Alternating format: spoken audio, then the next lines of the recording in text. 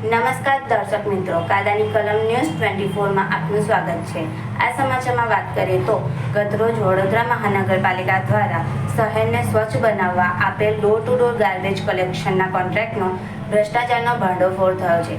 કચરા સાથે માટી અને છારો મિક્સ કરવા જતા ડમ્પરને ઝડપી પાડતા ડોર ટુ ડોર ડમ્પરના ડ્રાઈવર તથા સુપરવાઇઝર જાગૃત નાગરિકને ઉડાવી દેવાનો પ્રયત્ન પણ કરેલ હતો અને પોલીસ બોલાવતા ડ્રાઈવર તથા સુપરવાઇઝર ગાડી છોડીને ત્યાંથી ભાગી છૂટ્યા હતા। જોવાનું છે કે આ બાબતે સ્થાનિક પોલીસો કેવી કાર્યવાહી કરશે।